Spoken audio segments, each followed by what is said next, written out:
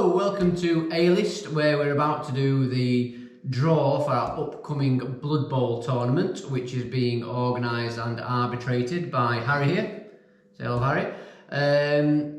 So we're going to run through the teams that are in the tournament, what format we're going to be running, and then we'll do the draw so people know who they're playing. Yeah. So Harry, if you'd like to take us from there, who is in the tournament and how does it work? So we've got a total of 8 players in the tournament, and I've got them written down in no particular order. First is me and my Necromatic Horror team. My team name is Path of the Corpse. We've got Tony and his Imperial Nobility, and his team name is Impatient Hostility. We've got Todd playing Ogres again, with his team name Waystar a Tenor. The idea behind that is it's going to waste a tenner entering the tournament because he very rarely wins anything. Mainly because, and I'm going to say it now, he don't listen to advice from anybody. He tries to play ogres the exact opposite way they're meant to be played. Yeah. And he'll be sat at home smiling while we're saying that because he knows it. He likes being angry, does Todd? Yeah. So it suits him to play ogres. Yeah. And then we've got Luke playing Black Orcs, and he's playing a team called Black Orc Lives Matter. Then Matt's playing Normal Orcs, and he's named his team Orchestrated Death. Andy's playing Dwarves, and his team name is New Moria 4'9ers, which is currently one of my favourites. It's a good start to the football team. I shouldn't really say that because I did say I would foot the bill for the best team name, but it's already, his nose is just slightly out in front. Got to wait and see what Mark says.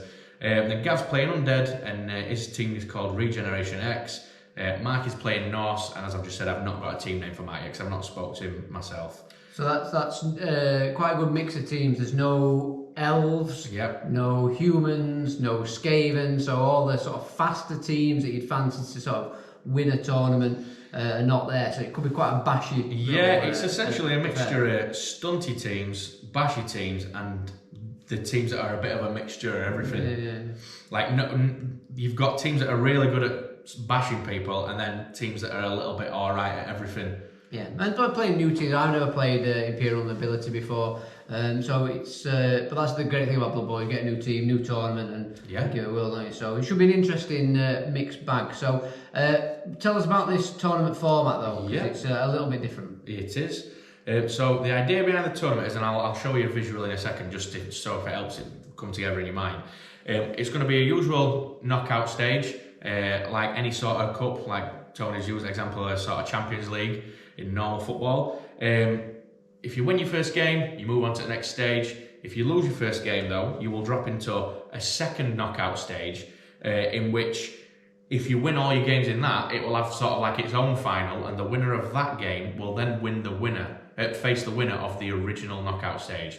So it's essentially a bracket for, you told me not to say bracket, I'll say that again. It's a knockout stage for the winners, but then the second stage is for people who've lost the games who've still got a chance of winning the entire thing. Yeah, if you lose the first game, you drop into a separate knockout phase. You can still win this Blood Bowl tournament. So it'll be the winner of the normal tournament format will face the winner of everybody who lost their first game. So if you were a bit unlucky in your first game and lost for a couple of bad dice rolls, as can happen in Blood Bowl, you've still got a chance of coming back and winning the tournament. So that's it. I think it incentivises it a little bit, because obviously in a traditional way of doing it, if you were to fall into a second knockout stage, it's usually you're fighting for second or third place. Whereas with this, you get an opportunity to be, the winner of the entire thing. So that's how we're going to play it. I'll just put it on screen for you very quickly, just in case. If you can see that. Yeah.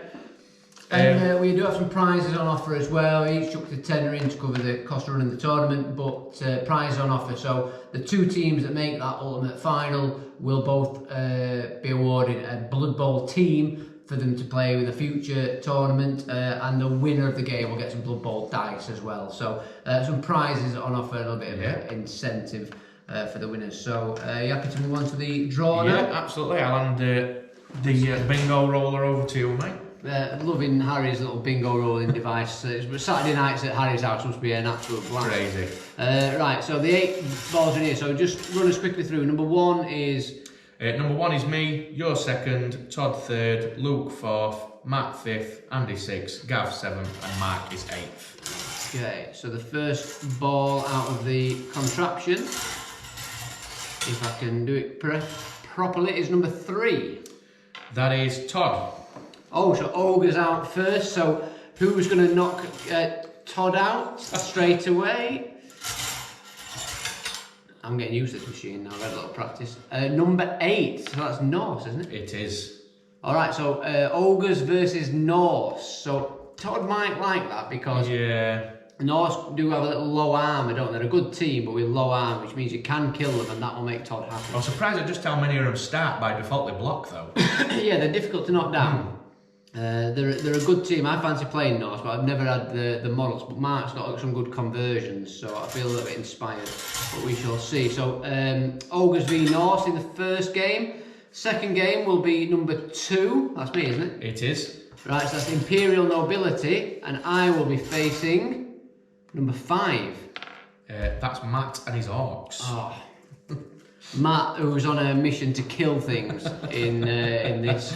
Matt played a human in the league that we had just as he was learning the game, realised that he really liked killing things, so now he's going to be orcs, and I'm going to be his first victim. So Foul. Yeah, that's going to be good fun. Right, so that's the second game. The third game is number 4, which is Luke and his Black Orcs. So that's the Black Orcs. The new set of the late season. Number 7. That's Gav and his Undead. So Black Orcs versus Undead. That'll be an interesting one. Yeah. Like that, which leaves the final game to be number 6. That's Andy and his Dwarves. That's got to be against you then, eh? It is. So newbie Andy with his Dwarf team with a cool name. I can't get it out, but it will be number 1. Could be here all night trying to get this boy. Number 1, which is Harry and his Necromatic Horrors. Number 1. There we go. Just run us through the games quickly again. So we've got 4 games in total. First game is Todd and his Ogres versus Mark and his Norse team. Second game is Tony and his Imperial Nobility versus Matt and his Orcs that he plans to murder things with. Third game is Luke and his Black Orcs versus Gav and his Undead. And the final game is Andy and his Dwarves versus me and my Necromantic team. So, you know, nice little draw there. It's a good mix, some interesting teams on offer. So I will try my utmost to get some content on the YouTube channel so you can see snippets of match play, get some match reports on there, update on the tournament, so you can keep tabs on the tournament without having to sit and watch 2 hours at a time of a full Blood Bowl match. But yeah, so it should be good fun. Thank you for watching and enjoy seeing the tournament progress. And thank you to Harry for all your hard work in putting it together. Enjoy. See you soon. See you guys.